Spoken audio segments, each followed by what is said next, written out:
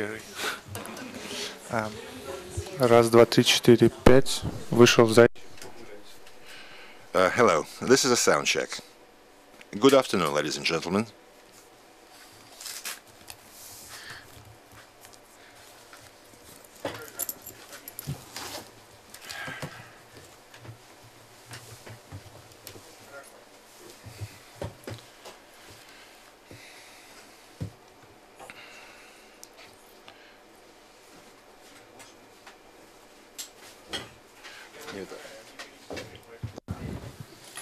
Раз, два, три, четыре, пять. Вышел зайчик погулять.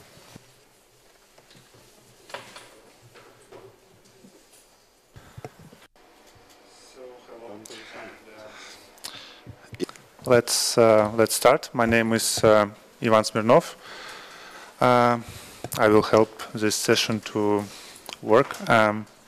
So today we have two very interesting talks. One will be from David Garcia. He is from Medical University of Vienna and from Complexity Science Hub. And another one from Stephanie Jones. She's from Harvard University. So I think that these two talks, they will be on different topics and also probably from different perspectives. But that probably was the point. I think that the theme of this symposium is actually multidisciplinary, and it is necessary multidisciplinary. And I personally believe that we cannot make a lot of progress if we just focus on one perspective. We really need multiple perspectives. And because I'm less interested than our speakers, let's start with the first talk from David. And also, so we have 45 minutes for each talk, including questions, and speakers can decide how much time they want to talk and how much time they want for questions. And also, if you need, I may do this after maybe 30 minutes, if it will be helpful. Okay, so let's start without delay. Thanks. Okay, hi everyone. Thanks, Ivan, for the invitation and for the multidisciplinarity of the session. That's indeed something I always try to participate in, and not just to talk with fellow computer scientists, because that's my background. So the more the different the perspectives, the better. And okay, what I'm going to present today is a study that I did with some fellow psychologists on understanding collective emotions through social media. And just simply a little of an introduction about who I am. So, as Ivan said, I'm David Garcia. I am a faculty member at the Complexity Science Hub in Vienna and a group leader. So I have my own research team in the Medical University of Vienna. And I have an affiliation with ETH in Zurich, a place where I stayed 10 years doing interdisciplinary science.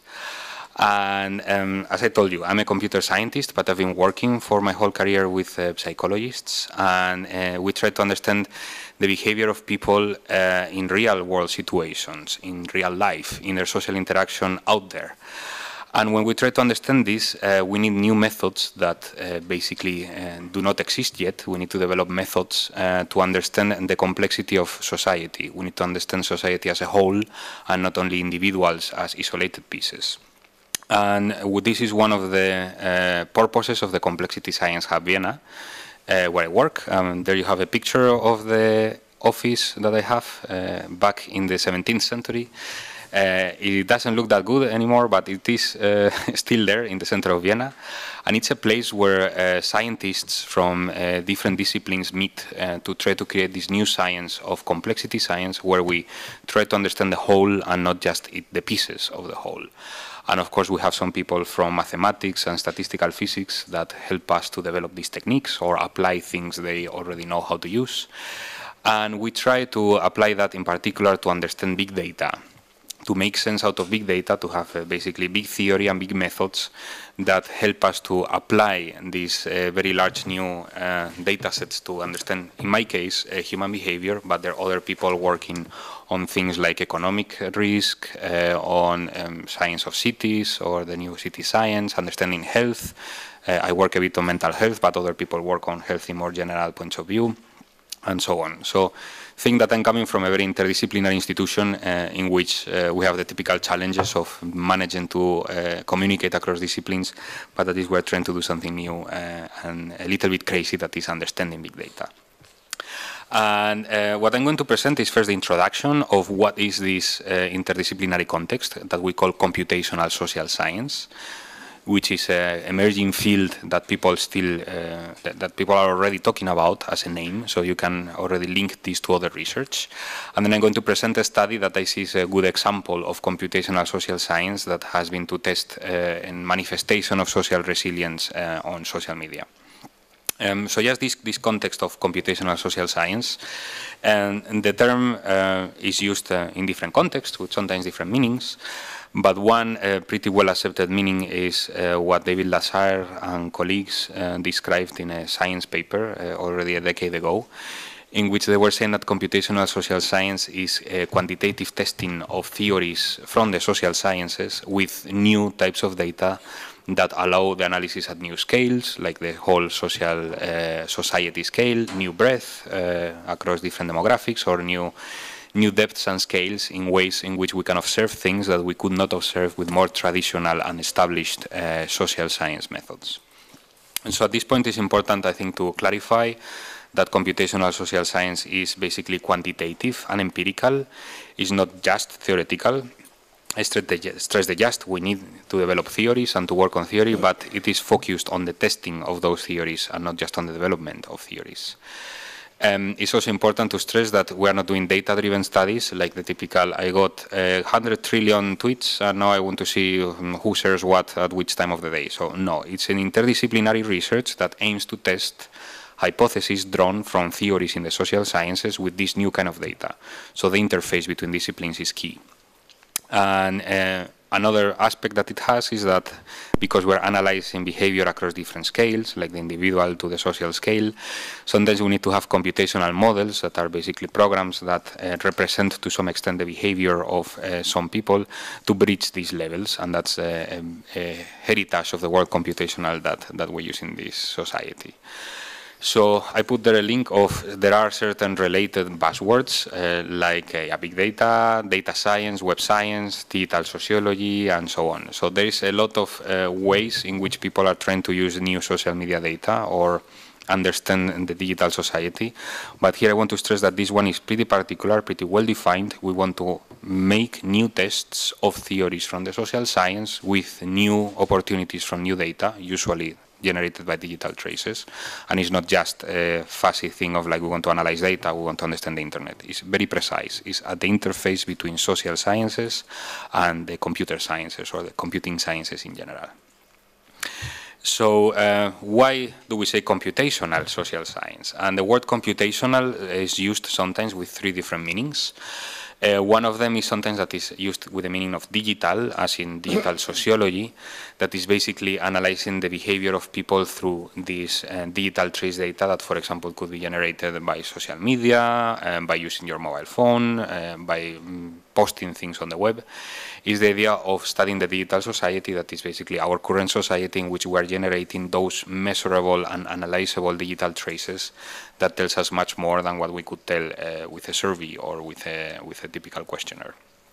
Sometimes the word computational means computerized, and it's kind of an ugly word, but with computerized, what we mean is that we process the data in an automatic way. We use software, we use algorithms, so we use repeatable programs that analyze the data and measure things from the data, like the level of, for example, emotions is something I'm going to discuss about later, or levels of activity, political orientation, things that can be analyzed automatically from the traces of people and not requiring some human annotating the content that has been generated. And this is important because it allows to scale the analysis of the data to all the data we have available. We can run these kind of programs to any datum and get something out of it. And we can also share these methods and allow other people to run exactly the same as we did, run the same program in the same data and replicate our results, or apply it to other data sets and build on our results in other things. So this computerization of research is very important in computational social science. It stems from the need of analyzing very large-scale data, but is creating this kind of new open science that anybody can basically redo what we did. And the last meaning for the word computational is the oldest, perhaps, and is about generative science. By generative science, what we mean when we talk about computational models is that scientists, rather than building theories that are basically a representation of the reality that tries to attempt to represent the reality, what we do is that we make those theories in a way that they can be coded like a program, that can be used to generate new theories, to generate new hypotheses, to analyze what follows from that theory, for example, at different scales of amount of people, at different time scales.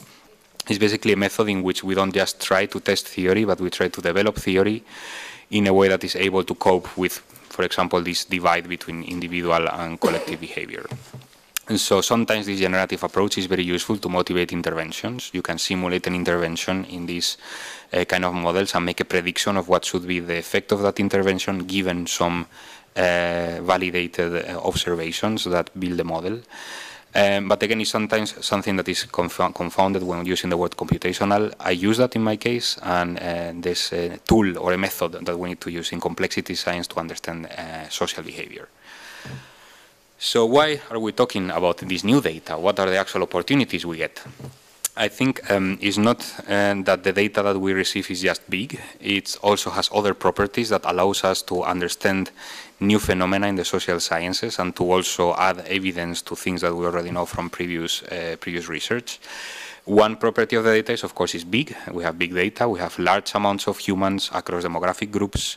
We have people and social networks in which we have basically all the connections that the person has made on the social network. We can see basically millions of people as they act.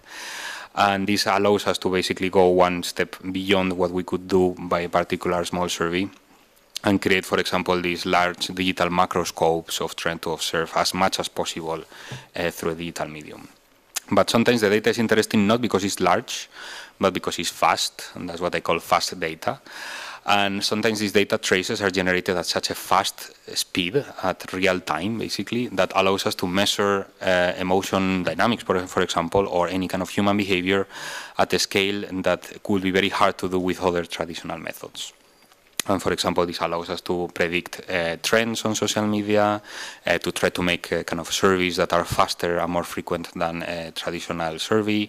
So sometimes it's not necessarily that it covers a lot of people and a lot of posts or messages, but that they are generated very fast and that can be very useful for certain kinds of social research. Sometimes it's because we have very long data. And here, rather than social media, sometimes we have data from, for example, digitized books or people encoding knowledge from history and Wikipedia. And this can allow us to analyze human behavior precisely, maybe not very fast, but on a very, very long time period, behavior of people over decades or centuries with this kind of historical. Because when you're trying to make a survey, people usually don't follow through the survey every day.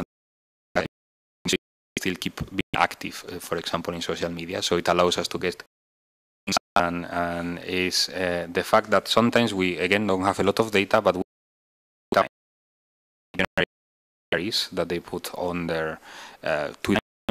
Privacy is something that one has to be mixed data. Data with geolocation data, with Google Trends or Search Trends data and so on, we can connect the dots and know more from the combination of data sources than we will learn from the analysis of each individual one. So sometimes the data is very rich and it allows us to mix it with something else, and in that mixture we get a new opportunity for analyzing human behavior. And finally, the last property that I see useful is what I call weird data. And is that sometimes it's very hard to observe certain behavior in experiments or surveys when you ask questions that are basically deviant or non-normative, things that people will not tell you that they do. Sometimes the questionnaires don't really show you the reality, or there are some sub-communities that are very hard to find in a typical research setup, but on the internet there's always a corner where they meet and discuss. For example, extreme hate speech communities are some of those, and they can be analyzed thanks to these digital traces they produce. So it basically eases a lot certain kind of social science research that is very hard to do without the access to these kind of digital traces. And so what do we get with this? So of course I've shown you the strengths, so why social media data and digital traces are useful. Wrapping up is basically a complementary approach to traditional methods in the social sciences, like surveys and experimental methods.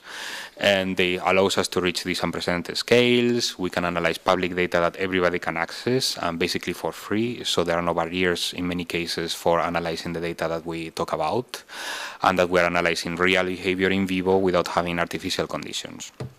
But this is not all, so we still need those traditional methods like surveys and experiments, because we can't do everything with digital trace data.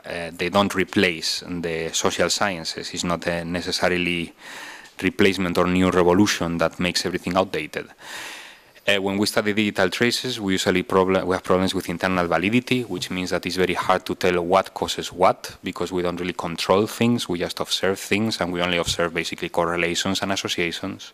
And understanding whether those are generated by some causal mechanism comes to the point of the theory and interpretation. So that's something relatively hard to do with digital trace data. Second, we have self-selection biases, like who talks, who is in social media, who chooses to talk about a topic, is something that we don't have control on. We can measure to some extent, we can correct to some extent, but it's something that one has to be very careful about. And whenever, also here now, when I discuss, I'm only able to talk about people who use social media and who discuss in social media. All those that don't have access or are too old or have any kind of limitations are not represented by this kind of research. But this can be better than the typical situation in which you only experiment with a couple of students or some people who have volunteered for a study. We can cover more people, and even though we can't really see what is the connection between causes and effects, we can see a larger amount of people that has chosen to be in the study. Another problem that it has is that we usually depend on what we call data gatekeepers, which are institutions or companies that choose who has access to the data. And in general, this generates the fact that Twitter is a model organism. We all use Twitter data because it's publicly available for everyone. You can access it for free under some conditions and limitations. And sometimes we don't know what we observe is a phenomenon only on Twitter or on social media in general or offline. So that's something you have to keep in mind. For example, what I will present today pertains to Twitter, but perhaps if you replicate the same study with Facebook, it might or might not hold. The problem also with these data gatekeepers, like the companies who own the data in their private space, and they might choose or veto certain research that is more or less comfortable for their business models, and that generates some limitations in research. So also don't think that everything is possible even though the data exists. And the final weakness is something that is the intractability of some predictions. So sometimes we have all this data, we put it together in a black box machine learning model, and then we predict something wonderfully, and then we tell that we were able to predict this and that. But that's what I call a data piñata. That's the Spanish term for having a candy box full of candy and you whack it with a stick until some candy come out of it. So when we do this with data, we take a huge data set, we whack it with some statistical methods, having no idea what we are doing, and then when some results come out, then we publish them. And that's it's a fast way to get some insights, but it's a terrible one to make a constructive and incremental research approach for the whole research society in the social sciences. So I think it's always very important to stress the theory as a motivation and a lens to interpret what we observe in this data, and not just try to predict X and Y using Twitter or whatnot. And some examples of computational social science that have been applied to affective sciences, which is after all the topic we're discussing today, and the example that I'm also showing later, is that, so one example is that there was a interesting question about how the time, the amount of light hours of a day affect people's mood. There were two competing theories. One that basically says that the more light hours in the day, and the more positive your mood, and the less light hours, the least positive your mood. But there was a second competing one that says that it's not how many hours of light do you have in your day, is whether the days are getting longer or shorter. So in the spring they're getting longer, and if you take the day with the same amount of hours, but in the autumn when it's getting shorter, it is this change in length that actually affects your mood. And so already a few years ago, some scientists went to test this theory, and they took a lot of tweets. Back then it felt very impressive. It was like 500 million, but now my students are dealing with 500 million tweets in an afternoon, so it doesn't feel that big now, but it was really big for the moment. And they applied some processing of the text to understand people's mood. They saw how it oscillates over the day. So the plot I choose there is how it oscillates during the day and across the week. So you see that Sundays are very positive and Saturdays too, but Tuesdays are pretty terrible, and in the evening is pretty negative, and so on. So they could validate a little bit with the sanity check on how this should look like. And then they tested if it was the amount of hours in the day or the change in the amount of hours that predicts people's mood. And they saw the evidence that it is the change rather than the total amount of hours that seems to affect people's mood. And this was possible thanks to having this really large-scale data set on people expressing their mood through the text of their tweets at random moments. So it shed some light on an open question in affective science. And the second case I'm showing there is an analysis of heart disease mortality across counties in the US. And some scientists wanted to see if the data of people discussing on Twitter was telling us anything about heart disease mortality, so basically people having heart attacks. And they tried a variety of approaches. It was nice that they just didn't report whatever worked, they report everything they did. And they were comparing a typical socioeconomic model of heart diseases, basically based on income, unemployment, and so on, with using the data on Twitter, like the terms that people use, as a predictor. And actually that comparison there in the map is the actual disease mortality as reported by the CDC and the Twitter prediction. So you see already that it relatively goes in the same direction. What they found is that Twitter is not much better than the typical socioeconomic model, so it kind of captures the same things as the socioeconomic model, but when you combine both and you have the Twitter data and the socioeconomics, you can make a better prediction than just using socioeconomics. So it kind of helps. And they saw that some of the indicators that help is things like affect. So if people are expressing negative affect on Twitter, it's predicting higher heart disease mortality. Swear words, things like positive affect, can also be protective and predicts less heart disease mortality. This does not mean that the people who tweet negative things have heart attacks. This means that they are surrounded by people who post negative things. And it's been contested a little bit, this research. It's of course complicated to see what is the causation here. So is Twitter creating heart attacks? It's pretty unlikely.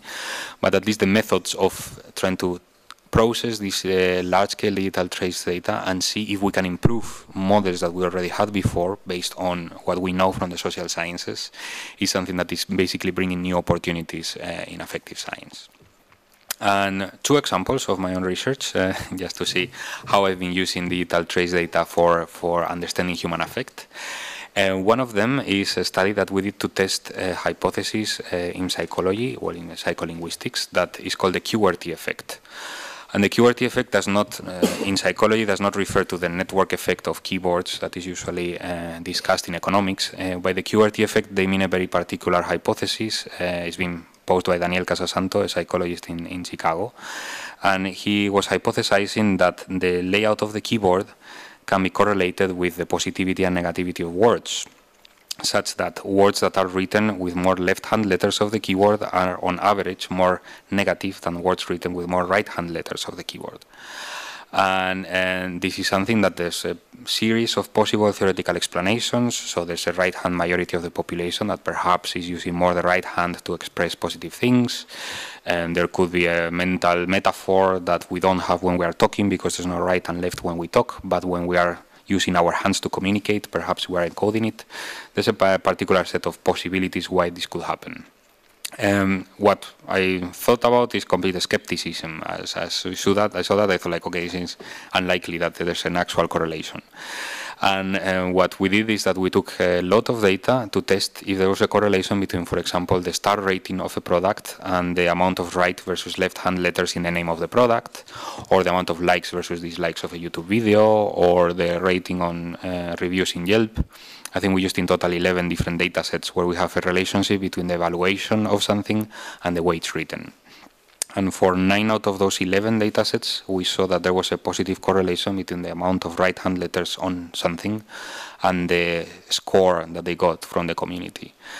So we tested the theory with a critical eye in mind, and the data was telling us that the theory had some merit. So there seems to be some sort of capturing of balance that is called some positivity versus negativity in the hands that we use when we communicate online.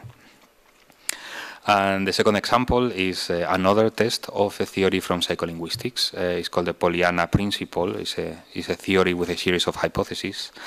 And many of those hypotheses had been tested before, and there was quite some evidence, but there was one that was precisely elusive. And a linguist said that positive words carry less information than negative words, like they appear in more mixed contexts, and they don't really tell you that much about the environment, or they don't carry that much information in the communication channel.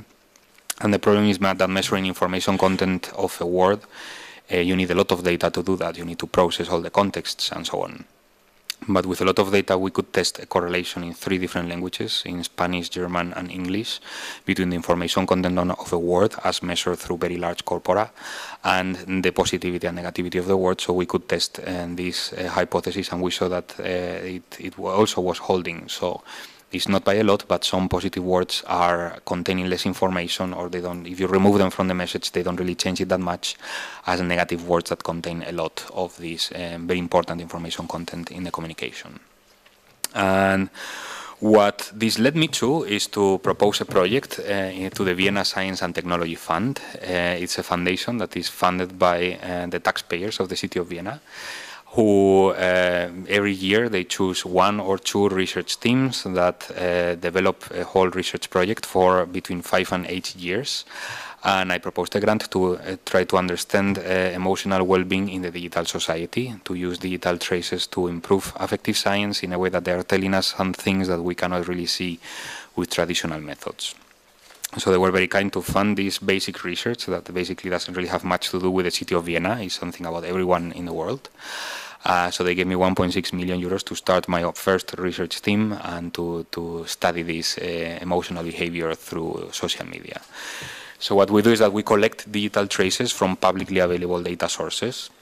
We process them, analyzing the text, the social network, to really understand what's happening, and we use that to generate these agent-based models, these computer force of human behavior, to see what comes from this, what follows from that behavior we have observed, to generate new hypotheses that then we need to test. And those hypotheses in general, we do it to understand, for example, how are changes in public health, in well-being at the whole level of the society, to see if there's any kind of bimodality, if we can explain polarization, for example, to really see at a new level what can we learn about a human affect.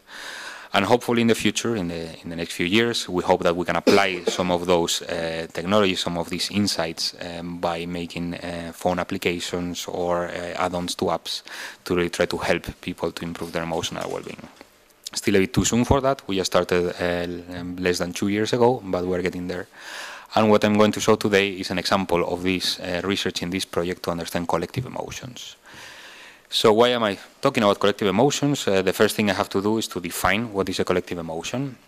And there was a book in 2014, actually, to which I contributed, in which we defined what collective emotions are. And the definition we use is that collective emotions are emotional states that are shared by a large amount of people at the same time. So it's important to say collective emotions are emotions, kind of obviously. They have to be shared by a large amount of people. So if it's only one person having it, it's not collective. If it's 2 people having it, probably neither. It has to be a certain amount of people, like a crowd, sharing that emotional state. And it has to be at the same time. So basically, if you are reading a book that makes you very sad, and many other people read the book at the same time, it's not a collective emotion. It's something that has to happen basically synchronously, in a synchronous manner, such that people. Besides that, there are many differences among collective emotions. One example is a football team where scores a goal. The people in your team are sharing some euphoria, some joy in your team at the same time. So it qualifies as a collective emotion. But sometimes you can have other types of collective emotions. A riot is a good one. A riot is a case in which you might have a completely peaceful demonstration without any necessary intention to become violent, and then there's some kind of wave of anger that starts spreading without necessarily having a particular central phenomenon or central event that makes everyone get angry. They all start getting angry because people around them get angry, and then the riot can burst in a basically hard to predict moment, and that's why the police and the authorities are ready for this. So the difference between the goal and the riot is that the riot is something that we call endogenously driven. We call it emerging from the conditions of the crowd, while the goal one is something that we call exogenously driven. There's been something external to the crowd, that is the football match, that makes them react at the same time. So their nature and their properties can be very different depending on this central event that triggers a collective emotion versus a self-driven emerging emotion in a crowd. So my research tries to analyze both, not only one or the other. And in general, the issue is that you can't really make a questionnaire to people as they're watching the football match and ask them, how are you feeling now? How are you feeling a minute ago? And so on. You need to observe them in the crowd and see what are they doing if you want to understand what's happening. And similarly in the riot, it's hard to track it over real time to really understand who is basically making who angry and so on. And there's a challenge that requires new methods for us to understand collective emotions. So one particular aspect of collective emotions that we studied and I'm presenting today is what is motivated by old theory by Emil Durkheim, one of the fathers of sociology, in which he's talking about collective effervescence. Is basically another word for collective emotions, so people sharing an emotional state in a group, not necessarily very large, but definitely a group at the same time. And he was inspired by some observations of different cultures, but he made the observation that he noticed that rituals in which people meet at a certain frequency and that are very emotional, they can be either very, very happy, very euphoric, or very dysphoric, very sad, very painful even. Those rituals have an important function in society, he hypothesized. He said that social identities, shared beliefs, solidarity, pro-social behavior are built on these shared emotional experiences that helps you to connect to the rest of the society and not just to your family and to your next of kin.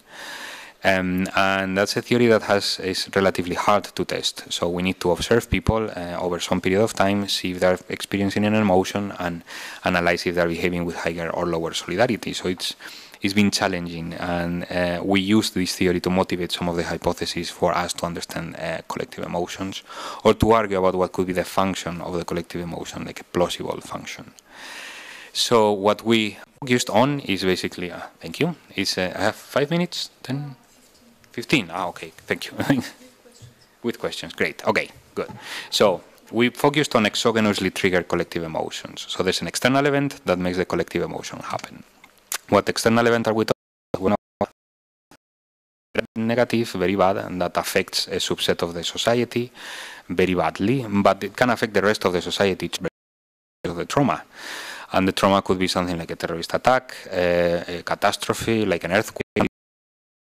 The rest of the society reacts. And we think that first, following the theoretical observations, is that people should have a shared negative emotion, basically sadness and fear. After that, they start communicating with each other, and they share this negative experience with other people. They don't experience it in isolation. So this creates what we call a synchronization. People are feeling the same emotion at the same time after that trauma. So they keep the emotion alive through a social process that makes their emotions be collective, last longer than their individual emotion that will relax very fast if they were in isolation. What we think is that after they have shared this collective emotion, they basically have this higher level of solidarity and pro-social behavior. They should be basically stronger as a society, more connected, more pro-social, as what Durkheim was hypothesizing. So to test that, we need to have information on a trauma, like a terrorist attack is in our case, that elicits some negative feelings on people, that makes them communicate with each other, and to test if those people who were involved in a collective emotion have higher levels of solidarity and pro-social behavior.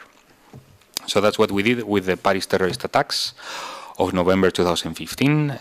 My collaborator Bernard Rimet called me right after the attacks, and he said, is it possible that we can track these attacks through social media, through Twitter?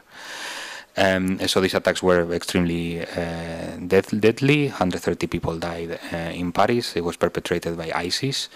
And what we did is right after that, on the 19th of November, we started retrieving tweets that contain a hashtag related to the attacks, the hashtags like Pray for Paris, but other similar ones. And we detected who was French, living in France, who was using the French language. We removed bots and news media, organizations, and so on. After that, we found about 60,000 users who had used one of these hashtags and who were French. We could map them somewhere in France, so with a very reliable subset of users. So what we did is that then we went to the timeline of each user, which means that we saw their behavior before the terrorist attacks and after the terrorist attacks for many months. Having a total of 27 million tweets, we analyzed a middle level of about 17 million tweets, but we have like basically all the original tweets that these people have written, not the retweets, but what they write themselves before and after the attacks. So what we did is that we mapped this data. So here I'm showing you an example of where these people live, and they are all spread around European France, and mainly they are around Paris and Belgium, because some of the terrorists were coming from Belgium, but we have people from all over France. And on the right side, you see the amount of tweets over time. So you see the typical weekly oscillation in which actually people are less active during the weekend and they tweet more from work. And there's the typical kind of level of about 40,000 tweets from this sample of 60,000 users over every normal day. But the day of the attacks, there was more than double the tweets as a usual normal day. And when we analyze the text, there are some word clouds that could be a bit tricky to read, but you can see in the paper if you zoom in. Before the attacks, they use some kind of random average of French language, but after the attacks, they are clearly saying Paris and attentats and so on. They're really talking about the Paris attacks. It's not a coincidence because some famous politician said something. It's really that they are talking about the attacks. So what we did is that we processed all this data. We applied the standard methods in psychology called LOOK, Linguistic Inquiry and Word Count, pronounced LOOK, and is basically a dictionary of words in different classes generated by psychologists, and they put words in certain classes. The most interesting for ones is that there are some words that signal very clearly positive and negative affect, so some positive and negative emotional state. There are other classes for social processes, like if they are talking about other people, pro-social terms if they are talking about helping other people or volunteering. And we also have a particular case for France, that we have the French shared values of liberté, égalité, and fraternité, that can show whether they are having kind of this national slogan over time. So I spare you the technicalities. You can check the paper if you want. But what we do is that we process text over time and see how it changes depending on the terrorist attacks, to see emotional expression and pro-social manifestations of people talking about helping other people.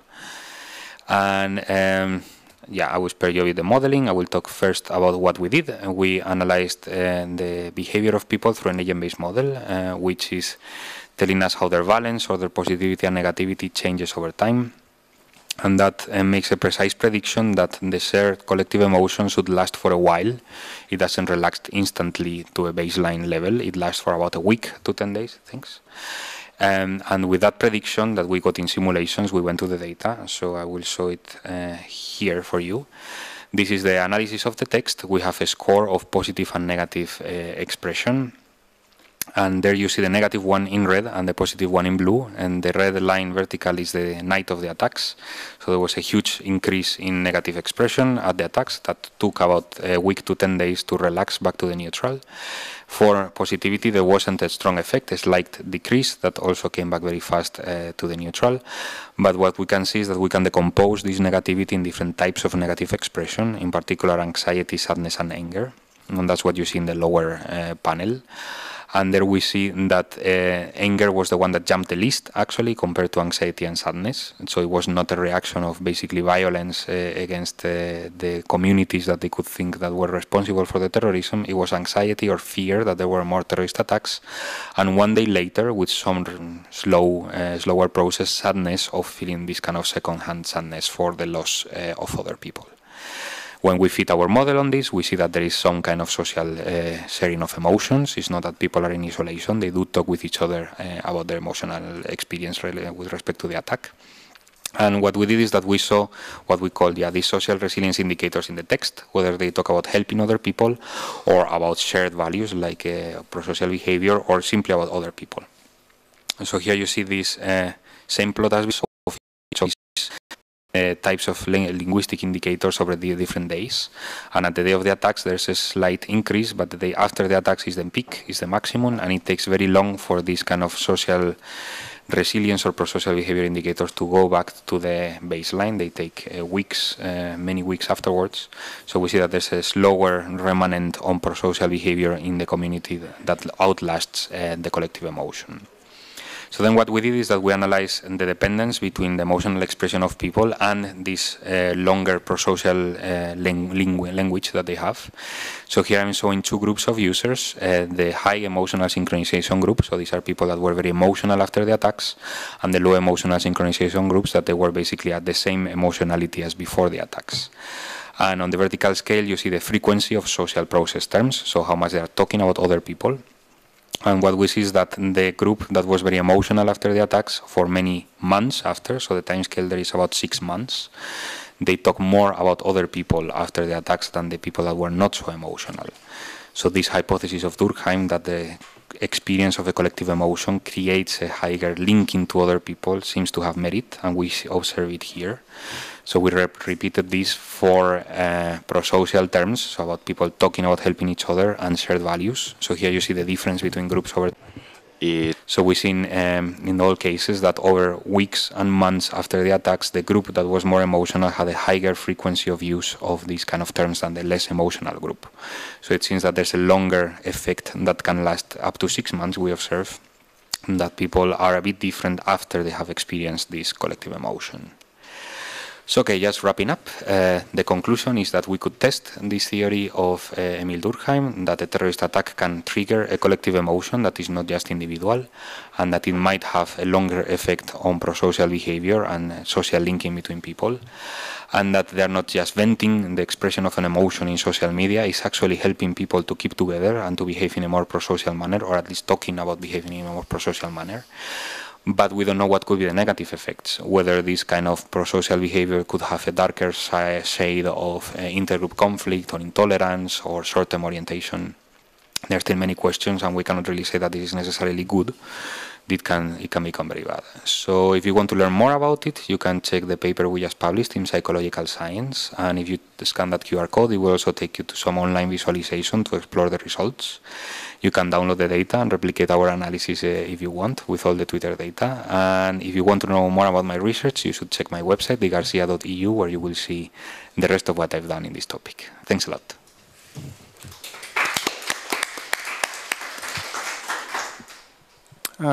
Thank you very much, and we have some time for questions. Please. David, thank you very much for your great talk. I would like to ask you about about your last part of the presentation, about your recent study. Could you please tell us how did you deal with the reposts or retweets of the same messages? Yes, I completely ignored all retweets. So we already removed them. This number of 27 million is after removing retweets. So we want to see what people are writing themselves, basically taking Twitter as a diary or a pseudo-diary. So I think there will be wonderful research questions with respect to retweets, but it's not exactly what we wanted. So we have them somewhere, but we have never touched them. So do we have...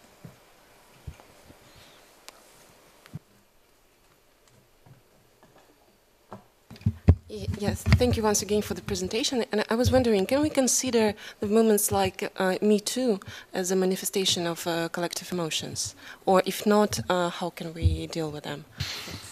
That's a very interesting question. So, I mean, in this case, the research design was very simple because there was this exogenously triggered collective emotion. We know when it starts and basically how long does it last. But with the Me Too movement being something that started slower and then took over, is this more challenging case of an endogenously triggered kind of phenomenon. There's no particular one thing that makes it happen. I think that it generates very clear traces because the whole process was basically disclosing on social media a negative experience, and you can even see who is retweeting it, who is liking it, and so on. So I think it's tractable. There has been research on it. I'm not up to date with everything, but it's been studied of how it spreads, how it generates kind of some collective action.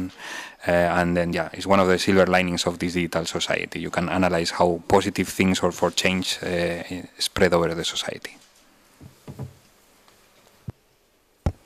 Wow.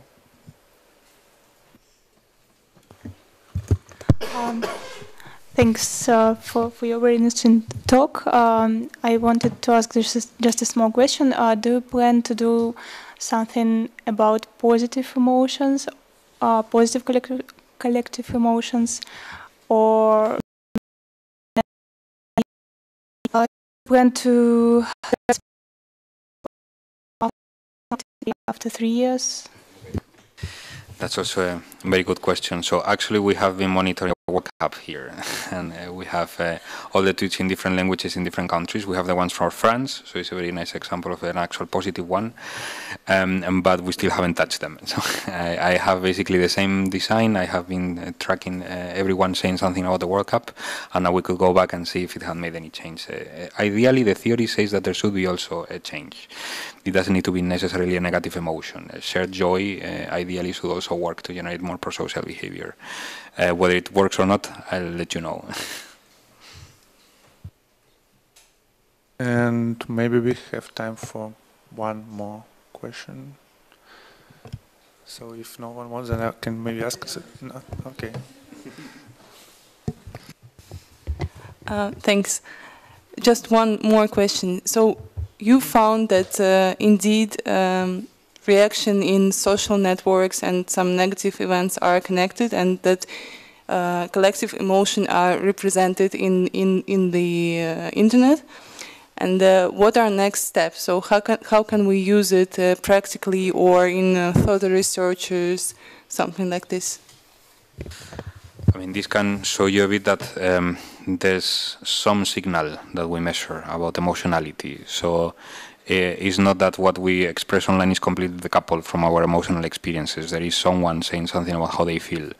Now the question is, to which extent can we use that? How can it help us to, for example, explain mental health or affective diseases and so on? There are works that show that it's not crazy, there can be something done, but we're still kind of relatively far from using this for diagnosis and so on. But it might not be complete science fiction, so perhaps there's a bit of signal that can help a bit, but to which extent does it help is still a research question, but it feels very plausible given recent research on social media and depression, for example. So, yeah, I personally have a lot of questions, but we will discuss them later. And if you have questions for David, you can, I think you will have time after this talk. And now we move to another talk by Stephanie Jones. Please.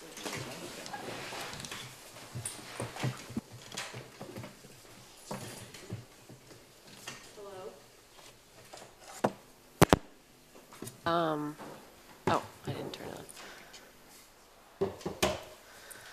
Okay. So we thought maybe there was little connection between these two, but I think that there's a lot of, not overlap, but a lot of connection between our two talks. Let's see if you think that as well. I will introduce myself briefly, and I sometimes like to stand up, so I'm going to get up and down probably, which means you might not be able to hear me. Do I have to care? It's fine. So I am a developmental psychologist by training, which means that I study social, emotional, and behavioral development and focus specifically on the links between exposure to adversity and developmental trajectories of children in those domains, the social, emotional, and behavioral domains. My work in the lab I run, which is called the EASL Lab, and it's at the Harvard Graduate School of Education, the work that we do is really fundamentally about linking what we know from the science of human development in context to what we then do in educational settings. So I'm a developmental psychologist who works in education on these types of things, social, emotional, and behavioral development. And in our lab, we really do three kinds of studies or three bodies of work. One body of work is really about doing long-term developmental science. So we follow samples of children and families and sometimes teachers over very long periods of time.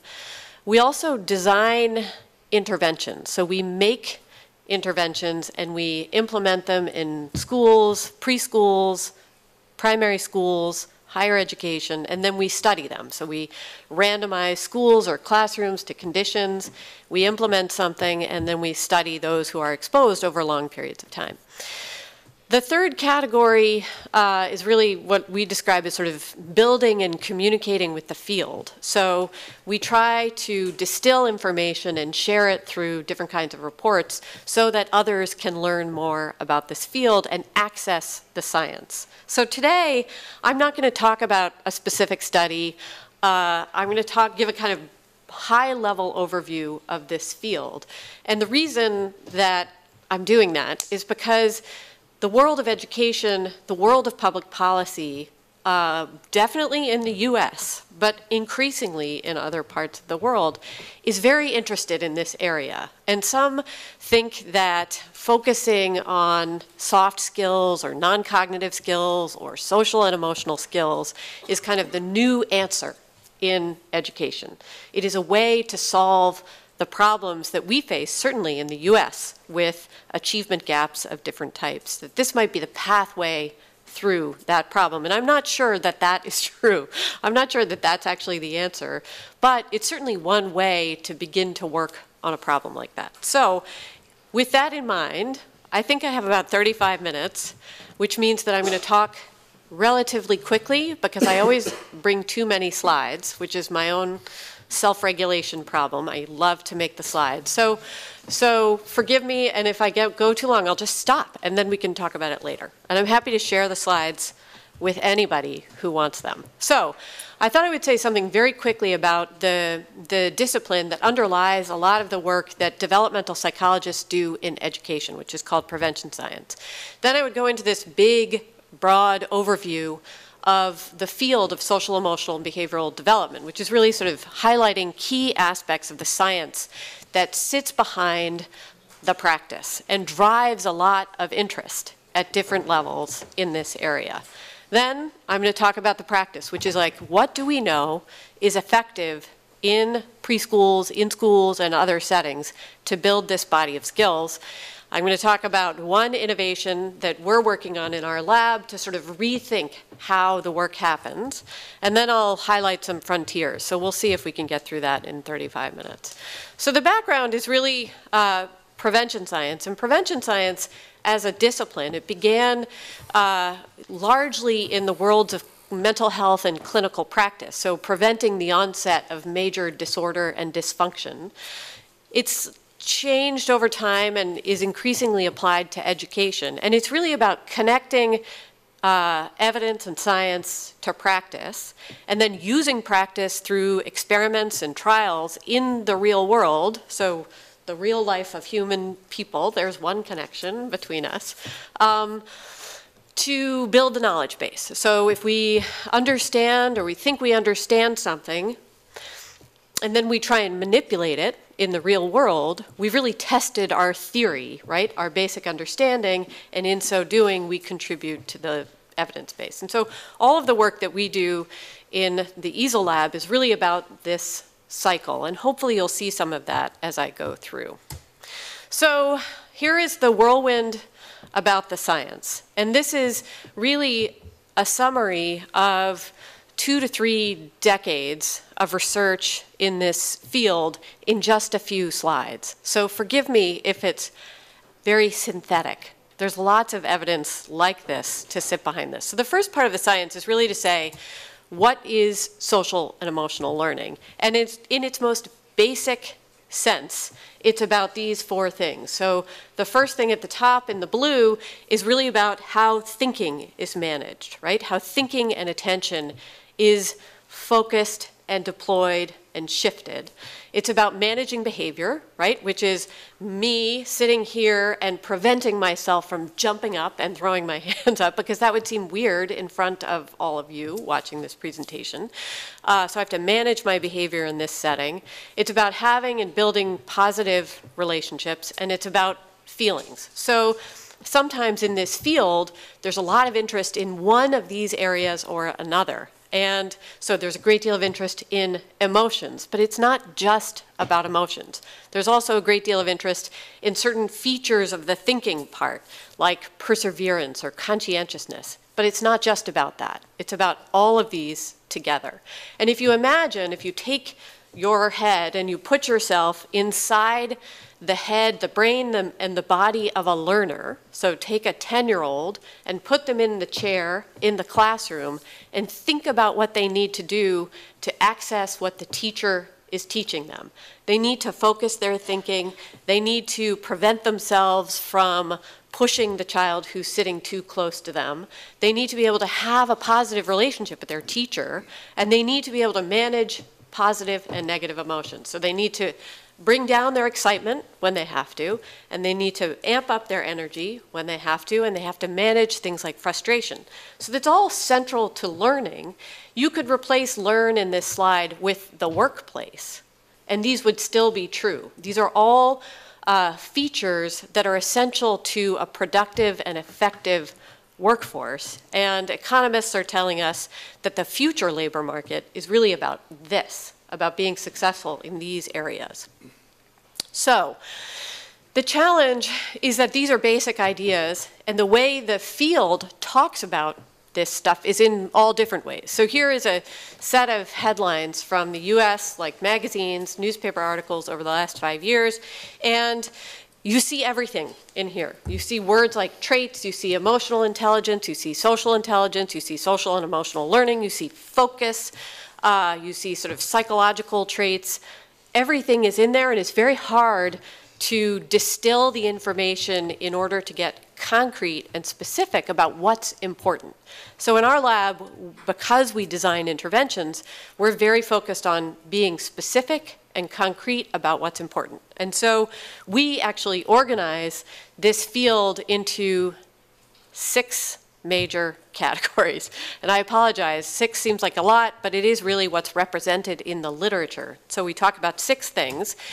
We have, on the one hand, skills and competencies. And skills and competencies are basically what you know about and what you know how to do, what you can show another that you can do. And these fall into 3 categories: a cognitive category, an emotion category, and a social category. And when you look closely, you probably can't see these at all. But when you look really closely, I can barely see them because I usually wear glasses. But if you get close, what you see in the cognitive domain are things like those core executive functions, which have to do with like managing and deploying attention. More sophisticated versions of that are setting goals and making plans to achieve them. Critical thinking. Some say creativity sits there. Oh, you can't hear me. Sorry. I'll stay. I will manage my behavior and stay here. Okay. In the emotion domain, you have things like emotion knowledge. Do you know about emotions? Can you discern and understand the emotions of others? Can you read them? And then do you express your emotions in ways that are appropriate to the situation? We also have more complex skills there, like empathy. So can you understand the emotions of others based on your own experience and share their experience? In the social domain, we have things like reading and understanding social cues. And this is really about looking at another and reading the social cues they're sending, right? So understanding the social environment. Social perspective taking, leaping into the shoes of another and understanding their perspective. Social problem solving, solving conflicts, cooperation, all of those sophisticated social skills. That is not all. There's another set. And this is really about beliefs and attitudes. And I have a colleague who's very focused on this area, and his way of thinking about it is you can have the skill, you can have the competence, but you might not use it in situations where you have to. You have to have a set of beliefs that using that skill will be effective, you have to have a set of values that say this is important to do. And you might have to have a personality characteristic, although I don't believe in that, I'm sorry to say, that will guide you to action. And so in this category, we have these kinds of things. We have beliefs, knowledge of self, and identity, and this is like self-efficacy. There's a lot of work on growth mindset. That's where this fits. Self-knowledge, purpose. In the character category, we have ethical, performance, intellectual, and civic values. And then in the personality category, we have things like optimism, gratitude, openness. We have some other crazy terms that people use like zest. So the reason that all of these categories are up here is that they appear in the literature. This is what people are studying. This is how they're describing this phenomena. I would say that if you leap into the practice literature, so what do people do and study in schools, it's really all of the skills and competencies. It's not as much the beliefs and attitudes. They're just less work trying to understand if you can manipulate and build and grow those skills. I would say one exception there is growth mindset. Everybody is interested in that, and they're studying it now. Okay, so I'm a developmentalist. I always talk about development. And so what comes first and is the basis for skills that come next and is the basis to precisely target their efforts in schools in one place or another. Because what we've discerned is that you have in the sort of first period of development that intersects with school, core cognitive skills like executive function emerge as the prefrontal cortex extends. Basic emotions emerge. This is the opportunity to build those skills and basic social engagement. What this means is that spending a lot of time with a 4-year-old trying to get them to be a sophisticated social problem solver or someone who is going to persevere doggedly is a good way to spend your time. What's important to do with a child that age is to really build these basic skills. They set the stage for what comes next, which is around 2nd or 3rd grade. This is 7 to 8-year-olds into 10 or 11. And at this period, more complex versions of those core cognitive, emotion, and social skills emerge. So we have in the cognitive column, we have things like planning and organizing and setting goals. In American schools, 3rd graders who are 8 or 9 have to be in charge of their own backpack. That means that they have to remember what goes in it. They have to remember to take it out and organize it. And they have to remember to put it all back in and bring it to school. That's about planning. And that's a key skill for that age. It's very hard to plan and set goals like that if you don't have some level of focused attention or working memory. You need those things to be able to do that more sophisticated cognitive skill. Empathy and perspective taking in the middle column for emotions. It's very hard to take the perspective of another, to have emotions, to share their emotions if you don't have an emotional repertoire. You have to learn about emotions to do that. And then understanding social cues cannot happen without social experience. And then finally, they all build to more sophisticated versions of problem solving. So we really wouldn't expect a young child to be able to solve a social conflict. We shouldn't. That's a waste of time. We have to build the skills over these developmental periods. Okay, so what do we know about this whole body of skills? We have probably 3 or 4 very solid pieces of evidence. One piece of evidence is long-term correlational studies. There's a handful of these, and what they have shown is that if you measure something like self-control or social competence in early childhood at the age of 4 and 5, and if you follow the sample for 20 to 30 years, you see that skills at ages 4 and 5 are linked correlationally, not causally, but 20 to 30 years later with key life outcomes that we care about. So it's not just academic achievement, it's a whole variety of things. This is a summary of those basic studies, which is that things like social competence, self-control, measured in early childhood, are associated with having a job in the future, 20 to 30 years later, being engaged in higher education and persisting through it, being physically healthy, not using substances overly, having some personal savings, and not being involved in the criminal justice system.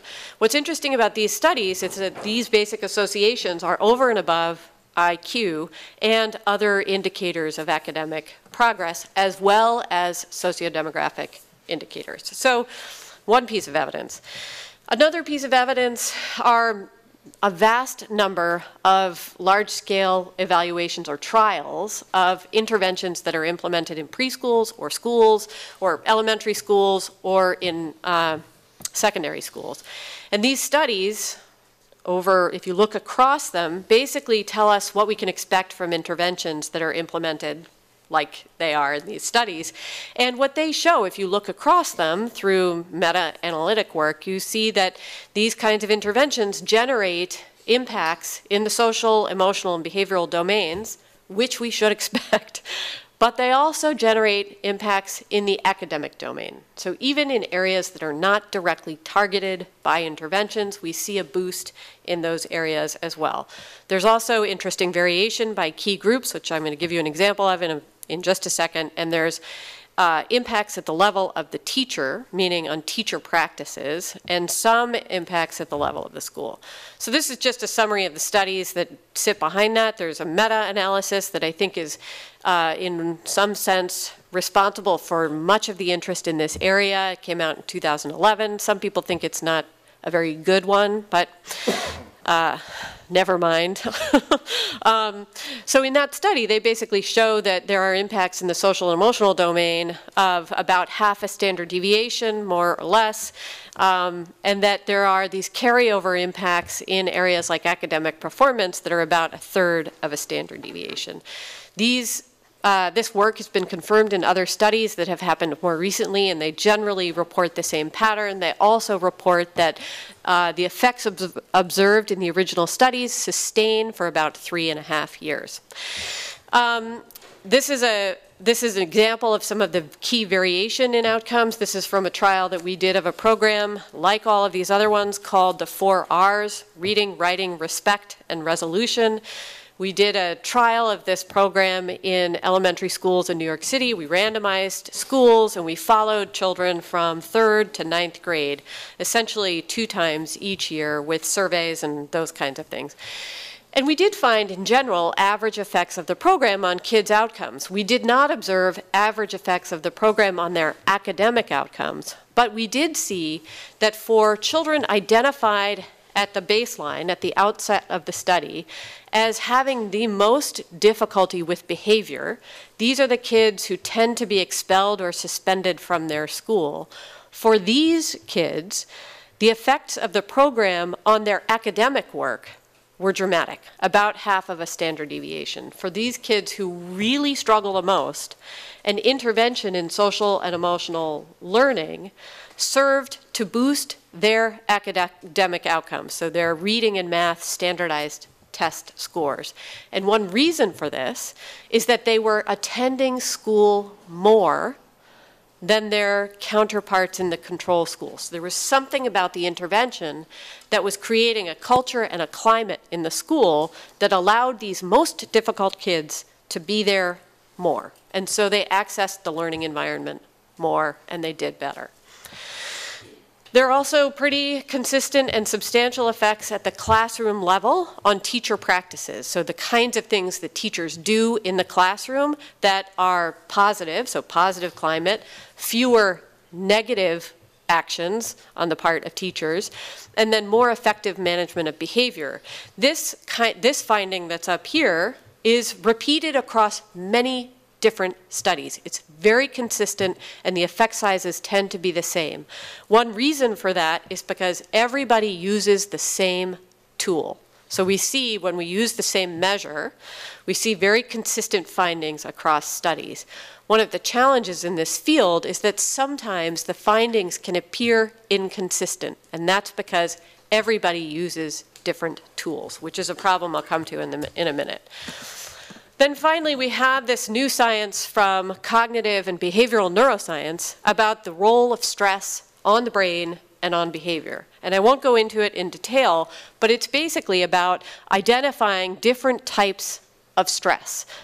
From one end of the spectrum, which is tolerable stress. That's stress of standing up in front of people you don't know and talking about stuff with complicated and too many slides. That's tolerable, because everybody is friendly. From tolerable, that's growth promoting, to toxic, which is growth inhibiting. Toxic stress is repeated exposure to traumatic experiences or low-grade levels of stress, but in a chronic, everyday way. And what we've learned from neuroscience is that those forms of stress in particular impact profoundly how the brain responds to stress as well as stress-like everyday events, and that cascades into negative behavior. This is especially important for this field because it tells a story and helps us understand better why we see some of the negative behavior we see in schools, but it also tells us that focusing in this area specifically is a pathway to change, right? So it's a way to interrupt the stress brain behavior cycle. Okay, that's the science. To the practice. This is a guide that our group developed. It's a synthesis and distillation of 25 research-supported, I'm going to say that generally because they're not all randomized trials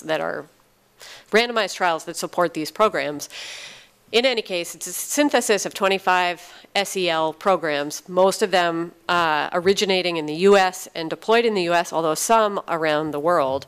And from this, the work of doing this guide, we identified sort of the common elements of effective practice. So when you see a program and it has been studied, what is effective about it, and is there something common about that across effective programs? The guide is free online. It's 400 pages, so don't print it. Just look at it online. So what we learned is that effective practice in this area, so stuff that's effective in preschools, in schools, in high schools, in middle schools, is really two things. It's about having a safe and caring learning environment. So the culture and climate and the norms of the place are safe and supportive, and there is effective classroom management, meaning adults in the setting are not yelling and screaming at kids, and they're not suspending and expelling them. They're using effective forms of behavior management. And then, no surprise here, teaching. Teaching these skills explicitly.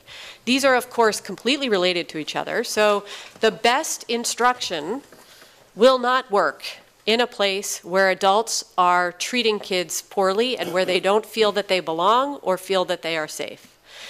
By the same token, I'm not sure that just a safe and belonging environment is enough to build the kinds of skills you were talking about and that I'm talking about. When you look at the instructional part and you distill what's effective and common across these, it's really 3 or 4 things. It's that teachers are supported to model and live the behavior that they expect children to see. So what we've seen in schools is teachers say to us, "We love your program. It's so wonderful. It's just perfect. These children need emotional support so badly." And then you say, "Okay, great, goodbye," and you turn around and they yell at a whole bunch of children. So and the children know that that is a lie. They see it and they know that it's not true of the adults in their environment. So adults modeling the behavior is critical, and we can talk about specific practices to do that. Adults need to teach the skills explicitly. So we often use words with young children and old children that they don't understand. So for example, I say to my son, since he was a very small child and still to this day, "Please pay attention. Can you please just listen to me and pay attention to what I'm saying?" And usually I'm irritable and exasperated. In the beginning, I realized he didn't know what the word attention meant, right? I never taught him. Attention means this. In your brain and in your body, it feels like this. And you can show me you're paying attention by doing this. So we need to teach it directly. There are lots of words, especially in this area, that are obscure to young children and old children, and we don't take the time to teach them. So we have to teach. There are lots of ways of doing that. And then finally, this domain is about practicing, right? So not everybody is good at shifting their attention right away. It takes practice. I have to learn self-control every day again. So it takes lots of opportunities to practice and have a language of social and emotional skills in the setting. So our focus in our work has really been to say, what is the way that most people do this work in schools? And most of the time in the US, what people do is they adopt a program or a curriculum. And those are the ones they adopt, right? There are a large number of them, but there are a small number that are adopted very frequently in schools. What's challenging about these is that they're complicated to do and they take a lot of time and support. And typically they're viewed as extra to the standard instructional practice of the school. Our view is that we would be more effective, we'd have more impactful work if we took a different approach and said, what are the strategies that are common across all of these programs? And if we designed strategies, then schools would adopt strategies and weave them into their practice, and they would do the work more consistently and more frequently. So our approach is to say, could we look across all of these evidence-based or research-supported programs and identify their common elements, and then create those and study them in practice? And so we call that kernels. We think that they are more effective because they're precise and targeted, they're flexible, they're easy to do, and to integrate into practice. We're doing a lot of projects to identify and share these kernels. Our earliest one was focused on executive function and self-regulation. So our precise target was the set of executive functions that underlie regulated behavior in the classroom. And we created a set of games that can be played in 5 minutes at any time of day in any setting that are specific to building these particular skills, and we designed them and redesigned them over time and then studied them in a trial last year. And we've been doing them all over the world. You don't need to know about that. So in our most recent trial of these brain games, we found that they impacted the brain game students in the classrooms assigned to do this intervention. Those students showed changes in their core executive functions using multiple measures over the course of a year. And so we found that for a measure of a direct assessment of global EF, which is the trail-making task, an effect size of about 0.4, which is not insubstantial. We also see shifts in attention and focused attention and low impulsive behavior from an observer rating, and then we have teachers rate children's skills, and we see shifts in their regulation, we call it regulation-related skills, and their pro-social behavior. So there is some evidence that just doing a bite-sized intervention that is very precisely targeted on a specific skill generates impacts of the same size, if not larger, than those generated by bigger, more complicated programs, which is one of our theories, that you will generate the same type of effects, but it'll be easier to do and less costly. So we're doing a larger project, oddly enough, funded by Facebook, but it is not on Facebook, but Facebook maybe would like it to be part of Facebook in the future, which we are not planning to do. But they have a big foundation, as it turns out, and a whole lot of money. So they are supporting this project to create a kind of kernelized approach to social emotional learning. And the way we are deriving our kernels is because we coded these 25 programs, and we are using our database. We did a detailed content analysis of all of the programs, 25 programs, and we are looking inside them to identify the common elements. So for example, in our database, we can search a code for emotion regulation. And all of the strategies in all of these programs that were coded as targeting emotion regulation appear.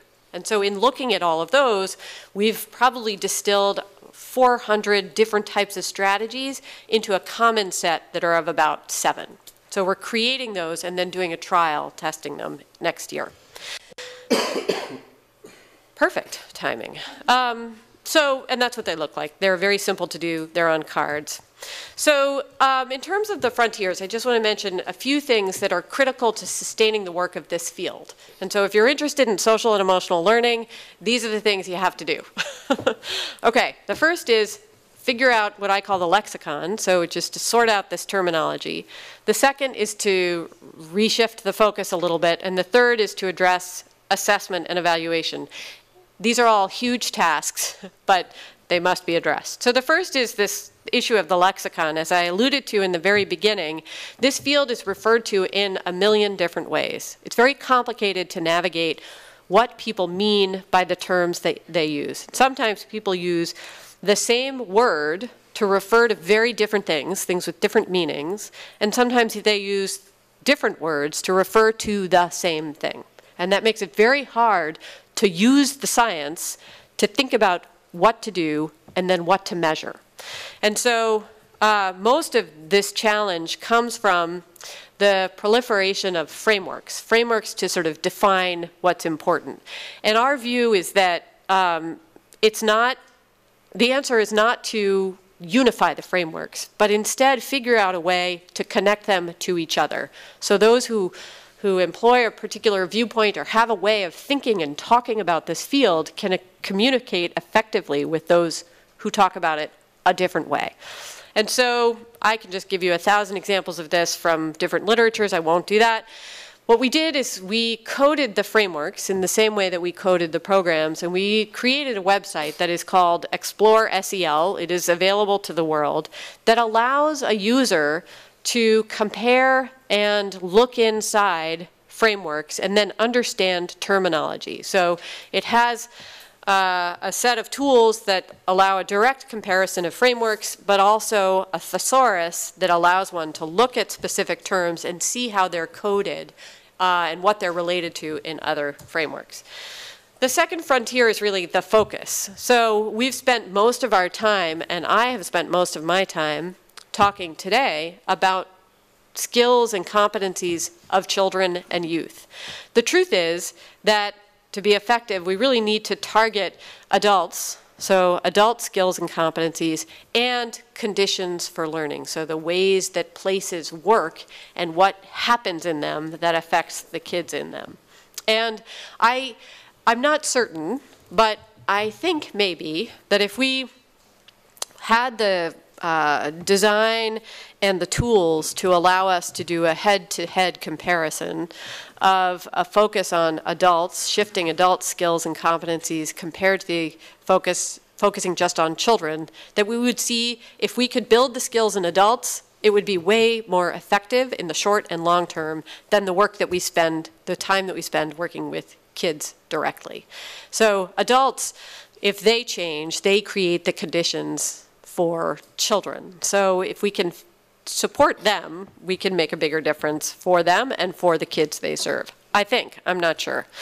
So what's related to this is this notion that that we tend to focus our work on what we define as structures. So do we have a curriculum? Do we have an assessment tool? Instead of on the key processes that those things are supposed to generate. So in many schools in the US, there is vast interest in social emotional learning, and the choice is we'll get a curriculum, and the box is checked, and then the curriculum sits in the classroom on a shelf. But everybody thinks they're doing social and emotional learning. The key to drive into outcomes is to ensure that the use of the curriculum, which is just a structure, changes the nature of the interactions, the sort of intangible processes that happen in a setting.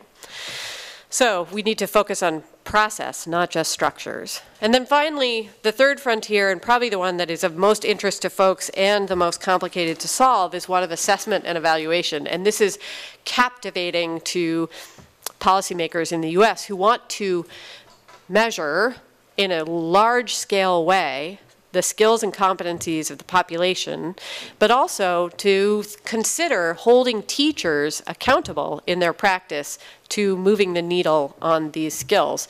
In our view, this is from a report that we did on executive function about measures specifically, is that if you really want to be precise and deploy measurement in a way that's useful, you need to think about 4 basic questions, starting on one side with skill complexity.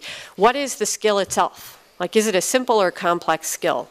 What is the key developmental domain of the skill? What is the age or developmental stage of the participant in question, of the person whose skills you want to measure? And what's the key context? And then, given all of those things, what's the best measurement strategy? Unfortunately, the field of measurement and evaluation in this domain, and maybe in others as well, is not up to this task. And so we tend to rely on what we have, and we accommodate, which is partly why the science is still somewhat ambiguous. Circling back to the beginning, going back to this cycle that drives all of our work, I would say I have 4 recommendations. One is be transparent and precise in the terminology and the language. I would say in the strategies and programs area, build and test new approaches, but approaches that address context, adults, and children. And then think about how to specifically align measures with both development and context and a specific skill target, and think about how to measure settings. And that's all. Thank you.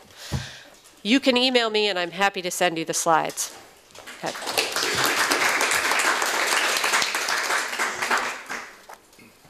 Questions? Yes, questions.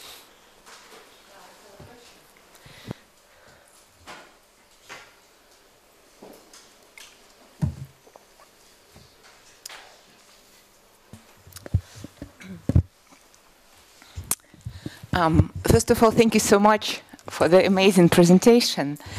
And I really liked how you approached that emotional and cognitive and social unity, which you actually did first theoretically and then sharing the practical implementation.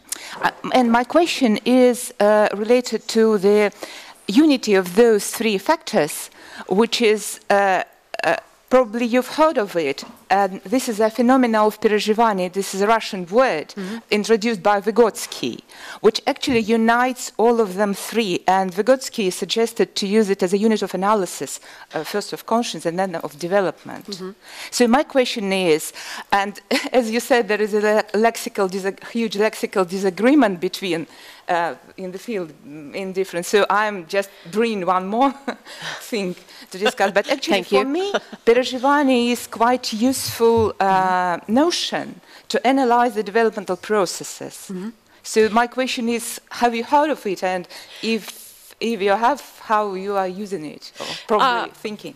So I probably would have to honestly say I haven't heard of the word that you just used, but Vygotsky is a sort of a foundational influence on this field, definitely, and I think is why when we get to our conceptualization, we think about the cognitive and the affective and the social in tandem.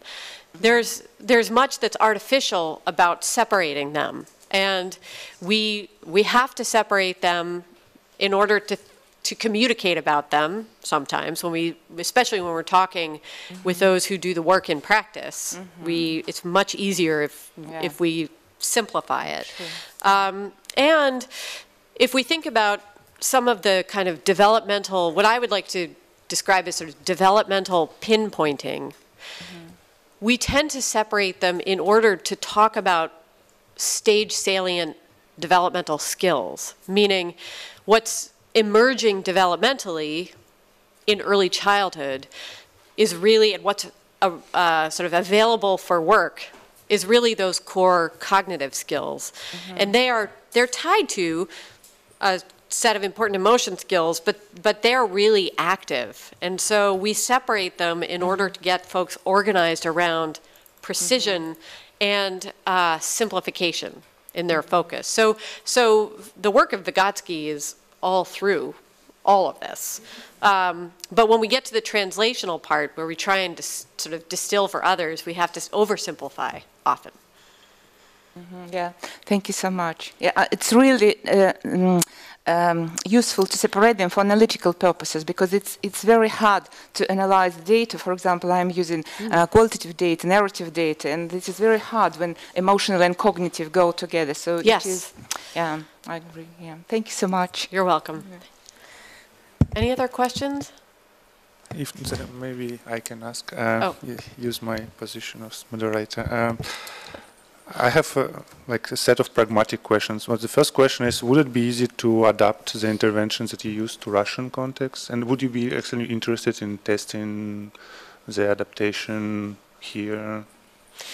The second question first, yes. We would be interested. The first question is maybe. So about adaptation. We have taken our intervention strategies in a number of projects and contextualize them, meaning we spend time in a new setting and we ask stakeholders, so teachers and parents and school administrators and policymakers, about the language that they use to characterize this area, and then we think about how the interventions should be adapted so that they more accurately reflect the language and the thinking of a place. And we've done this with our kernel interventions in different kinds of settings. One of our primary areas of interest is education in crisis and conflict. And so we have adapted and contextualized many of them for Syrian refugees in Lebanon, for those who are fleeing Boko Haram in Niger, and then in some developing contexts like Brazil. That's not to say that Russia is like that, but that we, in the process, have generated a set of tools for contextualization that allow us to adapt, to keep the core of the intervention, but adapt the parts that are flexible so that it is meaningful and it fits a new context. Thank you. And another also question. I understand right that some of them are relatively, could you maybe make an example of intervention just to, and maybe an example of the easiest kind of to implement intervention, so we understand, because my understanding was, but I'm not sure if it's correct, that because this field is relatively new and we know not so many, that there may be some very easy to implement intervention, but they work well, because like probably in academic performance this is not true because we do so much, but this is it true or not? There is something. So I think it depends on the target, right? So it depends on the outcome. But my hypothesis in the field is that if we believe the evidence that says that all of these programs, this is the list. If these are effective, like we believe they're effective, we believe the science that says that they make a difference. If we believe that, and we at the same time don't have information about the data piñata, so we don't know what the mechanisms are that account for the effectiveness of these programs. We just know on average that they're effective. And it's complicated. The science, especially in the real world, the science of deconstructing interventions like this is complicated to do. Our theory is that it is likely that the elements that are common across all of these are what account for their effectiveness. So for example, every single of the 25 programs that we reviewed has a routine for physiological regulation. Every one of them. They all have them. That tells me that there's something very important about supporting young people to learn how to regulate their body and their brain when faced with something that is challenging. And that is likely, just the use of that strategy is likely one of the reasons that these are effective programs. So, and if you look at routines for physiological regulation, they're very simple. Stop, think, calm down, and do something. They all have those three components. They're very simple. They're easy to do. in each program, they look different, they have a different character, they use different words, but their essence is the same. And that's a really simple strategy that if every teacher learned it, or every parent learned it and was using it with the kids in their care, with the children in their care, we'd probably have something that generates the effects of these programs alone, because it might be the key ingredient or one of them, and it's easier to do a lot of the time. If it's wrapped up in something complicated, a complicated lesson, a scope and sequence, people don't do it. They forget it because there's so much other stuff to think about and do. So I think that there are probably 10 or 12 core practices like that would be very easy to do and support teachers to do in a regular way. They would choose when to do them, when they needed them, but I think there are probably 10 to 12. In our kernels grant, we are working with 43 kernel strategies that we've identified.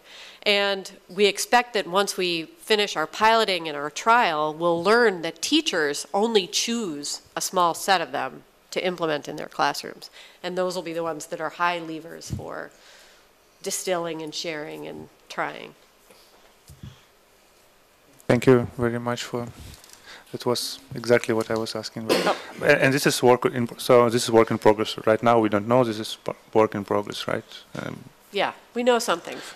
Yeah, we don't know everything, but we never will. So that's okay. So maybe more questions? No. Well, also the time is actually up. It's overtime, probably. Yes. So I think I suggest to thank both speakers again.